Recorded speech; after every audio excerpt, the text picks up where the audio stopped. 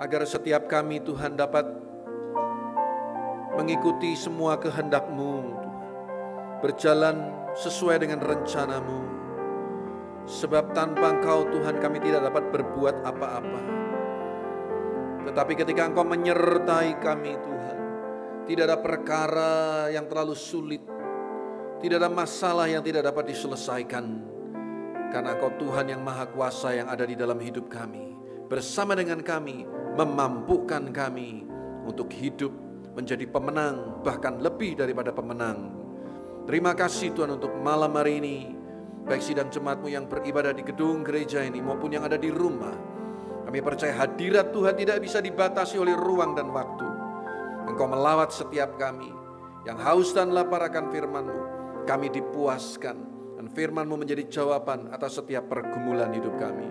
Dalam nama Tuhan Yesus kami ucap syukur dan berdoa. Haleluya. Amin. Puji Tuhan, saya ingin menyapa Bapak Ibu Saudara yang beribadah onsite maupun yang online. Semua bisa lambaikan tangannya. Shalom. Salam damai sejahtera Kristus bagi kita semua. Suatu sukacita yang besar boleh kembali berada di Gereja GKMI Kenari di kota Kudus ini. Saya percaya semua kita dalam keadaan yang baik, dalam naungan dan perlindungan Tuhan. Kalau ada yang di rumah mungkin sedang dalam keadaan yang kurang sehat, sedang dalam pergumulan, doa saya Tuhan menyertai, Tuhan menolong, Tuhan menyembuhkan segala sakit penyakit kita. Nah, tema khotbah malam hari ini yaitu hidup yang maksimal. Hidup yang maksimal. Hidup yang maksimal bukan soal berapa lama kita hidup. Tidak menjadi jaminan orang yang panjang umurnya hidupnya maksimal. Kalau panjang umurnya tapi jadi pemalas atau hidupnya kacau, saya kira itu bukan hidup yang diharapkan oleh Tuhan. Atau sebaliknya kalau umurnya tidak panjang berarti hidupnya nggak maksimal. Tidak juga. Karena kalau kita lihat Tuhan Yesus ketika Dia Allah yang menjelma jadi manusia di dunia ini, Dia hanya hidup selama 33 tahun di bumi ini. Tetapi saudara semua kita ngerti, dampaknya luar biasa. Amin saudaraku. Walaupun umurnya pendek, tapi dunia mengakui Dia figur, Yesus tokoh yang paling terkenal di sepanjang zaman selama bumi ini masih ada. Entah saudara sempat mendapatkan dari grup WA Anda atau dari teman Anda belum lama ini, ya ini semoga bukan huak ya, bukan berita bohong. Ada lukisan gambar Tuhan Yesus dari seorang pelukis terkenal Italia, dan konon katanya lukisan itu laku 7 triliun rupiah. Yang membeli Pangeran Arab. Saya nggak tahu apakah ini hoak atau benar, tapi yang ngomong sih seorang tokoh juga di Indonesia. Tapi paling tidak kita ngerti bahwa hidup yang maksimal sekali lagi bukan soal umur. Bukan soal umur. Jadi kita tidak boleh menghakimi orang yang mungkin tidak mendapatkan kesempatan hidup yang panjang, bukan berarti dia tidak maksimal. Kalau dia selama hidupnya yang pendek di dunia ini, dia melayani Tuhan dengan sungguh-sungguh, dia berbakti kepada orang tua, berbakti kepada keluarga, dia bekerja dengan giat, dia mengerahkan semua potensi dalam hidupnya, sumber dayanya, keuangannya, betul-betul dia gunakan untuk hal-hal yang bermanfaat. Bagi saya sekali lagi, dia sudah maksimal dengan hidupnya. Lalu pengertian yang lain, bagi saya hidup yang maksimal bukan soal menjadi apa kita. Oh kalau jadi pendeta tuh hidupnya maksimal. Belum tentu juga saudaraku. Kalau kita nggak dipanggil jadi pendeta, jangan ikut-ikutan hanya karena dengar kesaksian di sono-sono. Wah sekarang banyak pendeta-pendeta yang kaya, banyak pendeta yang diberkati lalu ikut-ikutan jadi pendeta. Ya bukan begitu juga saudaraku. Anda hanya sekedar ikut-ikutan, padahal panggilan hidup kita menjadi pengusaha, panggilan hidup kita jadi dokter, padahal panggilannya mungkin jadi guru, hanya karena ikut-ikutan. Nah nanti waktu akan membuktikan Waktu akan membuktikan orang yang menghidupi panggilannya, dia tidak akan lari pada saat masalah dan pergumulan itu datang. Amin, saudaraku. Tapi orang hanya sekedar ikut-ikutan, nanti kita lihat. Ya, akhirnya terombang-ambing hidupnya. Nanti ada cobaan, ada masalah, dia dengan mudah meninggalkan Tuhan. Karena sebenarnya dia sendiri nggak tahu panggilan hidupnya apa dalam hidupnya. Nah, jadi bagi saya ketika seseorang memang panggilannya seorang guru, walaupun seorang guru mungkin nggak bisa kaya raya, tapi tahukah ya, pahlawan tanpa tanda jasa ini melahirkan generasi-generasi anak-anak didik. Ada yang menjadi CEO, ada yang menjadi presiden direktur, ada yang menjadi dokter, ada yang menjadi insinyur, ada yang menjadi hamba Tuhan. Dan bagi saya ketika seorang guru menghidupi panggilannya dan misinya untuk mendidik anak-anak, saya percaya dia hidup dengan maksimal. Nah, saudara, saya pernah punya pengalaman ketika kami dulu pindah rumah dari Jangli ke Royal Family. Lalu ada teman-teman saya dari grup tenis itu urunan memberi kado kepada kami microwave. Saudara, microwave. Dan saudara, itu terjadi tahun 2006. Sekarang sudah 2021. Berarti 15 tahun yang lalu itu kejadiannya. Saudara, kalau saya hitung-hitung, microwave yang ada di rumah saya itu mungkin tidak lebih dari 5 jam kami pernah menggunakan microwave itu. Karena di rumah kami, istri saya tidak terbiasa dengan microwave. Ya, kalau mau ngedang, mau manasi, kompor gitu saudaraku mainnya. Jadi sekarang saudaraku, microwave itu masih ada, tapi jadi tempat penyimpanan obat. Saudara, ini microwave kalau bisa ngomong, dia pasti akan protes. Betul nggak? Hidupku bukan untuk ini. Kalau sekedar untuk simpen obat, beli aja kotak atau lemari apa. Microwave ini kalau bisa ngomong, aku nggak maksimal. Ngerti Bapak Ibu Saudara? Ya, sama dengan cerita yang saya pernah dengar beberapa tahun yang lalu, ketika di Kalimantan masih belum ada listrik. Saya pernah dengar cerita petani-petani di sana kalau panen, kan banyak uangnya ya, habis panen, banyak uangnya, lalu beli apa saudaraku? Salah satunya beli kulkas. Belum ada listrik, beli kulkas di kota, dibawa ke desa untuk jadi tempat penyimpanan baju, saudaraku. Untuk penyimpanan baju, coba Anda bayangkan, sekali lagi itu kulkas kalau bisa ngomong, bukan untuk itu hidupku nggak maksimal. Saudara, sekali lagi bukan menjadi apa kita hari ini. Yang penting ayo kenali panggilan kita, panggilan hidup kita. Ibu-ibu di sini yang hanya sekedar ibu rumah tangga, jangan berkecil hati melihat wanita-wanita karir yang banyak uangnya, yang sukses. Tidak berarti bahwa menjadi seorang ibu rumah tangga berarti nggak maksimal. Belum tentu saudaraku. Bahkan konon katanya sebetulnya gaji paling tinggi itu seharusnya diberikan kepada para ibu rumah tangga. Amin. Ya, bapaknya cuma satu yang amin, yang lain waduh ini susah ini Pak Pendeta ngajak susah. Ya. Loh benar loh, kerja dari pagi, siang, malam. Jadi kalau memang kita terpanggil jadi ibu rumah tangga, bekerjalah dengan baik. Bersihkan rumah, persiapkan anak-anak kita sekolah, atur semua keperluan suami. Engkau maksimal dengan panggilan dalam hidupmu sebagai ibu rumah tangga. Saudara, Indonesia patut berbangga, ada seorang remaja putri yang tinggal di London, dan hari-hari ini dia punya satu tugas yang sangat penting dan mulia. Namanya Karina Citra Dewijo. Mungkin Anda pernah dengar nama remaja putri ini. Dia bekerja sebagai postdoctoral research scientist di Jenner Institute, Oxford University, Inggris.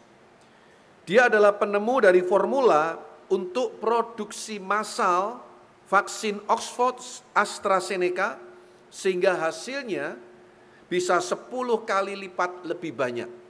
Penemunya orang Indonesia masih muda.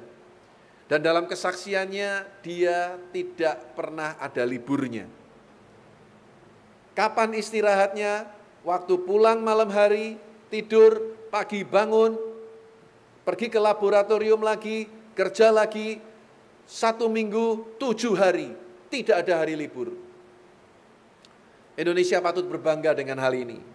Dan saudaraku, remaja putri ini harus korbankan masa mudanya untuk bersenang-senang dengan teman-temannya, tapi dia kerahkan semua kepandaiannya untuk membantu masyarakat dunia yang sedang terkena wabah pandemi corona ini.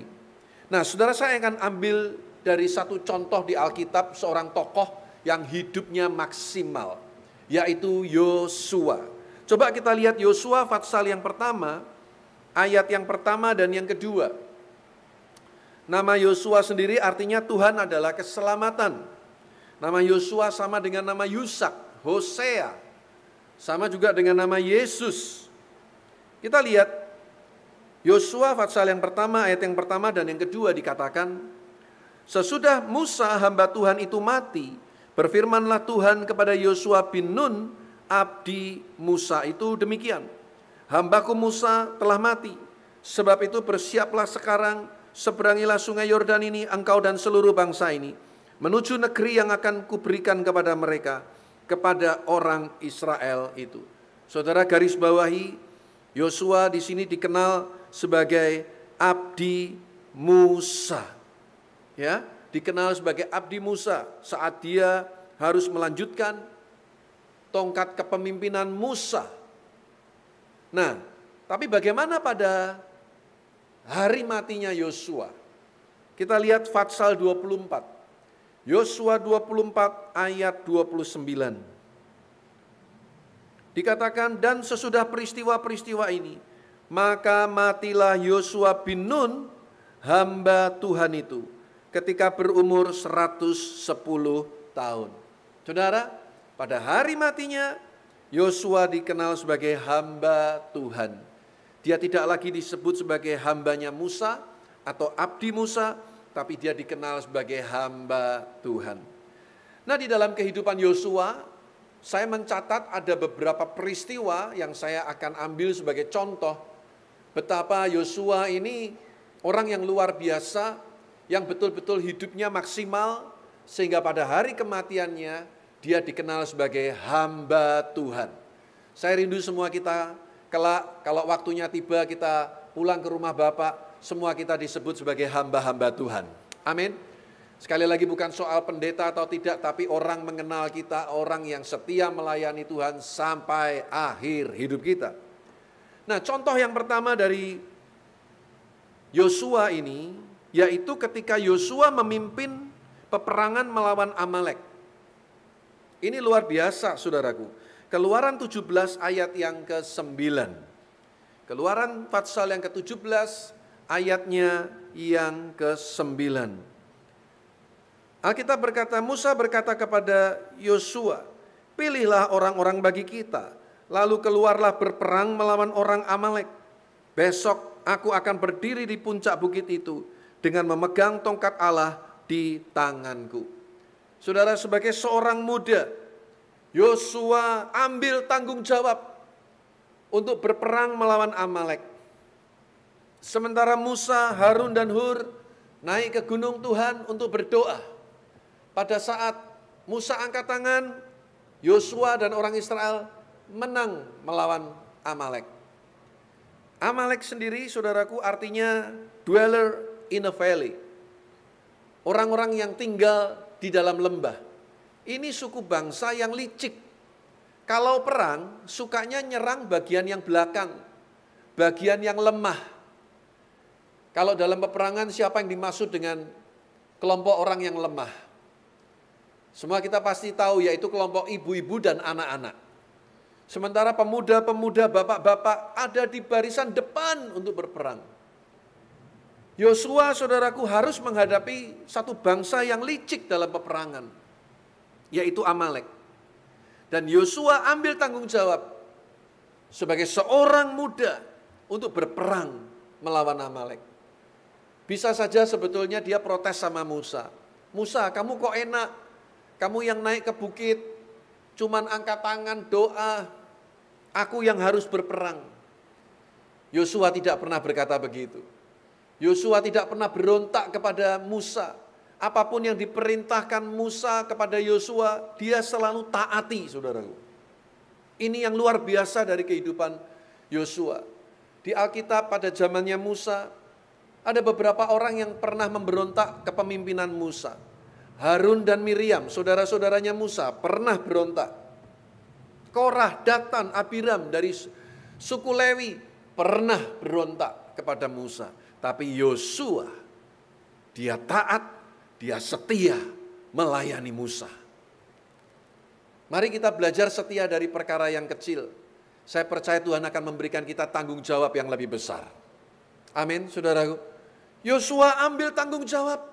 Dia tahu dia masih muda, dia kuat. Dia berperang melawan Amalek. Dan hari itu Amalek dikalahkan. Ini kisah kepahlawanan Yosua. Nah yang kedua, contoh yang kedua, betapa Yosua ini orang yang betul-betul hidupnya maksimal. Dia tidak mau berpangku tangan, dia tidak mau bermalas-malasan. Yosua tidak terpengaruh saat 10 pengintai Kanaan memberontak kepada Musa. Ingat, Musa pernah mengutus 12 pengintai untuk melihat negeri Kanaan. Apa yang terjadi? 10 pengintai, Alkitab mengatakan menyampaikan kabar busuk sehingga orang Israel semua terpengaruh.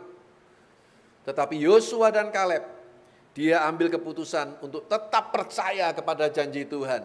Bahwa Tuhan yang berjanji menyediakan tanah Kanaan itu adalah Allah yang setia. Kita pasti akan mendudukinya. Ini yang luar biasa.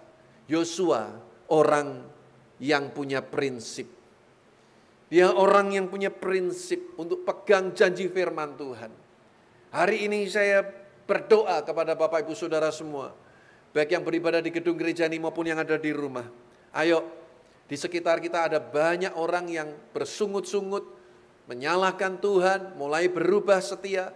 Tapi saya berdoa setiap kita, ayo tetap percaya akan janji Tuhan. Dia yang berjanji itu setia, dia tidak akan pernah mengingkarinya. Dia akan membuat segala sesuatu indah pada waktunya. Percaya akan janji Tuhan. Dia pasti bela kita, dia pasti akan menolong kita. Yosua percaya, dia enggak goyah saat 10 pengintai mulai menyampaikan kabar busuk. Oh, orang-orang di sana besar-besar, kita pasti akan dimakan. Kita seperti belalang. Manusia seringkali seperti 10 pengintai ini, suka membesar-besarkan masalah. Kita tidak dipanggil untuk membesar-besarkan masalah. Kita dipanggil untuk membesar-besarkan nama di atas segala nama, yaitu Tuhan kita Yesus Kristus. Jangan suka kemana-mana selalu membesar-besarkan masalah. Kalau bisa dikecilkan, kenapa dibesarkan? Kalau bisa ditiadakan, kenapa harus diungkit-ungkit? Ya, konon katanya wanita itu susah melupakan, mudah mengampuni. Kalau pria sulit mengampuni, mudah melupakan. Makanya enggak heran kadang banyak istri-istri jengkel sama suaminya. Baru diajak ngomong sebentar, diceritain ngomong sebentar, besoknya sudah lupa. Itulah laki-laki. Tapi kalau wanita, bapak-bapak kita mesti hati-hati. Jangan sampai kita berbuat salah. Salah ngomong, salah mengambil keputusan. Sampai 15 tahun yang akan datang tetap diingat-ingat. Ya, ada banyak kejadian-kejadian seperti itu, diingat-ingat terus.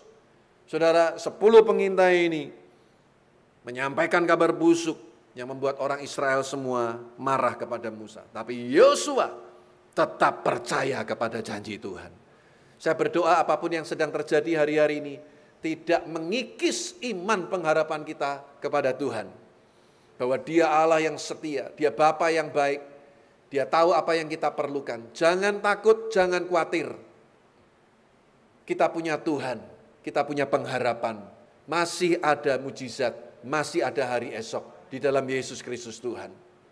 Yang ketiga, saya belajar dari Yosua ini, yaitu bagaimana dia memimpin bangsa Israel masuk ke Kanaan. Dan yang pertama harus ditaklukkan adalah Yeriko. Satu kota dengan tembok yang begitu tebal sehingga di atasnya bisa untuk lalu lalang kereta. Saya kagum dengan Yosua. Bagaimana Yosua memimpin bangsa Israel masuk ke Kanaan dan membagi-bagi tanah Kanaan. Musa hanya bisa membawa orang Israel keluar dari Mesir, tapi gagal membawa masuk ke Kanaan. Tapi Yosua lah yang membawa orang Israel masuk ke Kanaan. Saudara, saya menemukan satu rahasia bagaimana Yosua bisa mengatur sedemikian rupa, membagi tanah Kanaan itu tanpa ada peperangan. Kita lihat di dalam Ulangan 34 ayat yang ke-9. Ulangan 34 ayat yang ke-9. Dan Yosua bin Nun penuh dengan roh kebijaksanaan. Bahasa Inggrisnya spirit of wisdom. Sebab Musa telah meletakkan tangannya ke atasnya. Sebab itu orang Israel mendengarkan dia dan melakukan seperti yang diperintahkan Tuhan kepada Musa.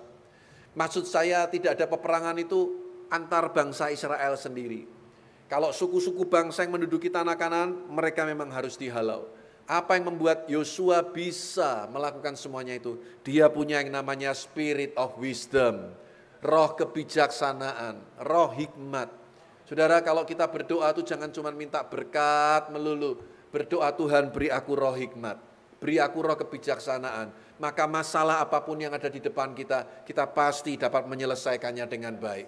Kalau kita hanya sekedar minta berkat, minta hidup yang gampang, nggak ada perjuangan, saya khawatir iman kita nggak berkembang. Kedewasaan rohani kita nggak berkembang. Jangan berdoa supaya tidak ada masalah. Jangan berdoa supaya hidup ini gampang. Tapi berdoalah, Tuhan berikan aku kekuatan, sehingga ketika aku harus menghadapi kesulitan, aku tidak meninggalkan Engkau. Aku tidak kecewa kepadamu Tuhan. Aku percaya Engkau memberikan aku roh kebijaksanaan, sehingga aku bisa menyelesaikan semua masalah dengan baik. Itulah Yosua. Saya tuh bayangin saudaraku, 2 juta orang Israel ini kan Alkitab katakan tegar tengkuk keras kepala. Ya kan? Ini ngatur bagi tanah itu nggak gampang loh saudara. Kita pernah punya retreat, bikin retreat saudaraku. Yang ikut cuma 100 orang. Itu panitia sudah kewalahan. Terutama bagian akomodasi saudara. Ketika si ibu diatur kamarnya nanti tidur dengan ibu ini. Nanti protes. Saya nggak mau sama ibu itu kalau tidur ngorok. Ya. Minta pindah yang sana minta pindah sini. Nanti belum lagi protes makanannya kok cuman kayak begini. Sudah bosen, lentok terus. Ya, makanan yang lain, protes lagi, acaranya membosankan. 100 orang saja repotnya minta ampun saudara. Ini membagi tanah 12 suku. Negeri Kanaan yang luar biasa saudaraku, luasnya. Bukan perkara yang gampang. Kalau kita nggak punya roh kebijaksanaan dari Tuhan. Ya, kita bapak-bapak harus terus doa, Tuhan beri aku roh kebijaksanaan. Untuk memimpin keluarga, memimpin perusahaan, tempat kita bekerja. Ibu-ibu juga sama, minta Tuhan beri aku roh kebijaksanaan, hikmat. Menghadapi masalah dalam kehidupan sehari-hari. Dan saya percaya saudaraku, kalau itu ada pada kita saudaraku, tidak ada masalah yang tidak bisa diselesaikan. Saudara, Yosua pasal 11 ayat 23. Yosua 11 ayat 23, Alkitab berkata, demikianlah Yosua merebut seluruh negeri itu sesuai dengan segala yang difirmankan Tuhan kepada Musa. Dan Yosua pun memberikan negeri itu kepada orang Israel menjadi milik pusaka mereka. Menurut pembagian suku mereka, lalu amanlah negeri itu, berhenti dari berperang. Saya simpulkan ada beberapa ciri yang positif dari karakter kepemimpinan Yosua ini. Yang pertama saudaraku, dia hamba yang setia. Yang kedua, dia tidak lari dari tanggung jawab. Dialah menjadi penerus Musa. Dan yang ketiga, bagi saya Yosua adalah orang yang punya prinsip, man of vision, orang yang punya visi. Dan itu dibuktikan di hari tuanya, menjelang dia tutup usia, dia menantang orang Israel. Ketika orang Israel mulai berubah setia lagi dengan Tuhan. Coba kita lihat ayat yang terkenal ini. Yosua 24 ayat yang ke-15. Yosua 24 ayat yang ke-15. Alkitab berkata, tetapi jika kamu anggap tidak baik untuk beribadah kepada Tuhan, pilihlah pada hari ini kepada siapa kamu akan beribadah. Allah yang kepadanya nenek moyangmu beribadah di seberang sungai Efrat, atau Allah orang Amori yang negerinya kamu diami ini. Tetapi aku dan seisi rumahku, kami akan beribadah kepada Tuhan. Ini harus jadi prinsip dalam hidup kita. Apapun yang terjadi, sekali Yesus tetap Yesus untuk selama-lamanya. Apapun yang terjadi, jangan sampai kita menyangkal iman kita. Karena ini berbicara tentang kekekalan. Ini berbicara kekekalan. Dunia dengan segala kemewahannya hanya kita nikmati mungkin 70-80 tahun, tapi the rest, sisanya, selebihnya dari kehidupan kita dalam alam kekekalan. Dan saya berdoa semua kita boleh masuk dalam kehidupan yang kekal. Karena itulah kerinduan Tuhan ketika Dia datang ke dunia untuk membawa kita masuk di dalam kerajaannya yang mulia. Saudara, sekali lagi apapun saat ini profesi Anda, mari semua kita dipanggil untuk hidup maksimal. Hidup maksimal. Hidup bagi kemuliaan nama Tuhan. Hidup yang berguna. Jangan sampai ada yang bilang begini, saudaraku. Kalian tahu nggak tempat yang paling kaya, harta karun yang paling banyak itu di mana? Di mana, saudaraku? Freeport, di Papua sana, bukan. Ada yang berkata di dalam kuburan. Hah? Di dalam kuburan? Kok bisa? Iya, ketika orang itu mati, tapi semua potensi di dalam hidupnya tidak dikembangkan. Talenta karunia tidak dikembangkan. Dia mati membawa semua kelebihan, semua talenta karunia yang Tuhan percayakan kepada dia. Makanya tempat yang paling berharga, paling banyak harta karunia, katanya kuburan. Saya berdoa saudaraku supaya saat kita nanti pulang ke rumah Bapa di surga, betul-betul semua yang kita miliki sudah kita gunakan untuk kemuliaan nama Tuhan. Tenaga kita, pikiran kita, keuangan kita betul-betul maksimal dan tidak ada yang perlu disesali. Saya mau tutup dengan cerita. Konon katanya saudaraku, ini cerita saja ya. Di surga itu ada lelang otak. Ya, lelang otak. Otak manusia. Lalu ketika dilihat otaknya orang Jepang, harganya murah, saudaraku. Karena udah dibuat mikir teknologi. Ya. Lalu otak ini sudah kondisinya tinggal 25%. Otak orang Amerika kondisinya 50% buat bisnis. Otak yang paling mahal, otak orang Indonesia, kondisinya 99%. Harganya mahal. Kenapa saudara? Jarang dipakai, saudaraku. Ya. Saudara, ini cuma joke, cuma ilustrasi, tapi semoga tidak terjadi dalam hidup kita. Ayo jangan malas, mari kita bangkit, kita melayani Tuhan, sungguh-sungguh gunakan waktu-waktu yang ada hari-hari ini. Alkitab katakan hari-hari ini jahat. Waktu kedatangan Tuhan sudah semakin dekat. Ayo apa yang kita bisa lakukan saat ini, apalagi di tengah-tengah pandemi seperti sekarang ini. Kalau Tuhan percayakan kita dengan berkat materi yang melimpah, percayalah, karena Tuhan tahu kita dapat dipercaya untuk jadi bendaharanya Tuhan, supaya kita bisa jadi saluran berkat. Kalau engkau punya kepandaian, talenta untuk main musik, gunakan itu untuk melayani Tuhan. Gunakan untuk melayani Tuhan. Engkau yang punya karunia melayani, hospitality, lakukan dengan sukacita. Ketika Anda menjamu tamu di gereja ini, hamba Tuhan barangkali, lakukan dengan sukacita, upahmu besar di sorga. Anda yang terpanggil jadi asyir, kerjakan dengan sukacita. Apalagi asyir penerima tamu. Itu nggak butuh talenta apa-apa, kecuali guyu, senyum. Betul nggak saudaraku? Asyir itu yang cuma butuhnya ramah aja, senyum aja. Apalagi sekarang pakai masker, udah nggak perlu modal apa-apa lagi, cuma ngangguk-ngangguk aja saudaraku. Yang penting nggak lupa gosok gigi, gitu aja udah saudaraku. Asyir itu nggak butuh modal apa-apa. Tapi saudaraku, ini survei membuktikan 90% jemaat yang datang ke gereja dan dia mau datang kembali. Karena apa? Karena penyambutannya yang ramah, penyambutannya yang baik. Jangan berkata asyir pelayanan yang sepele loh, penerima tamu sepele, enggak. Kalau kita terpanggil jadi asyir, melayani dengan sungguh-sungguh. Anda yang terpanggil jadi guru sekolah minggu, saya terus terang sangat respect dengan guru-guru sekolah minggu. Kenapa? Mereka kalau hari minggu nggak sempat dengar firman Tuhan, untung sekarang ada online bisa diputar di YouTube lagi. Sebelum ada live streaming dulu, saudaraku, mereka nggak pernah secara langsung ibadah begini karena mereka harus ngajar sekolah minggu. Sehingga dia harus luangkan waktu di ibadah yang sore, datang ke gereja 2 kali.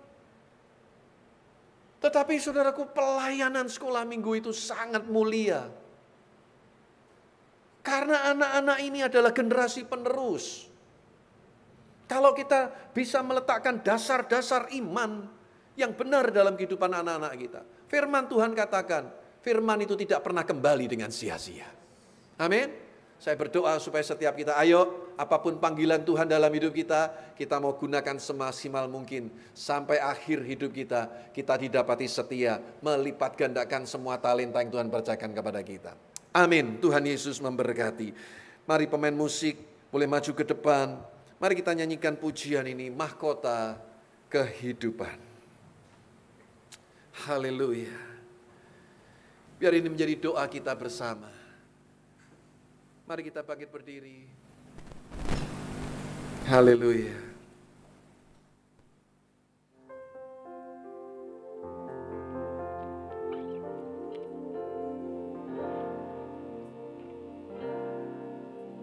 Tak akan pernah ku sesali mengiring Yesus sepanjang hidupku, lewati lembah air mata, ku saksikan kemuliaan-Mu dinyatakan. Berapapun harga yang harus ku bayar, ku kan tetap setia melayani, mengasihi-Mu,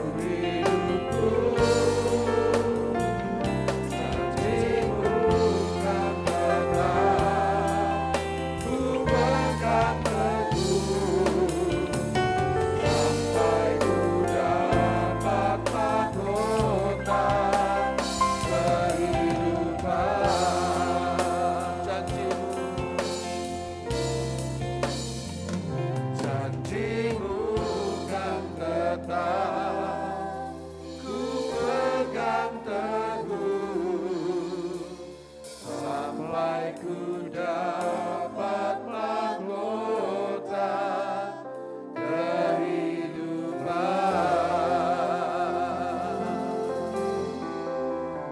Haleluya.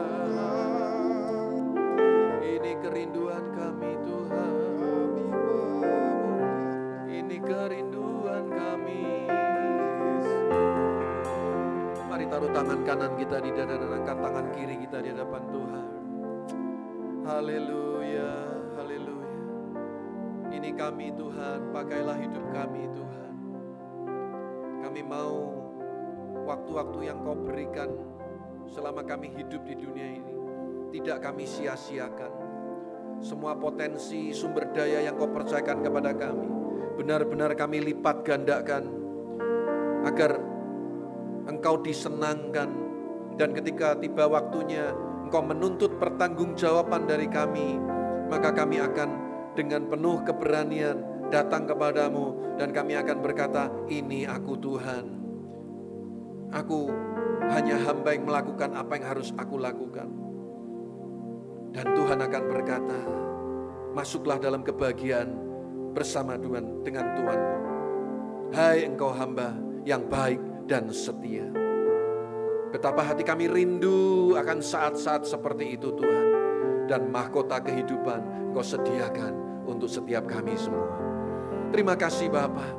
Urapi setiap kami, beri kami kemampuan untuk setia dari perkara kecil, untuk taat melakukan semua perintah-perintah-Mu.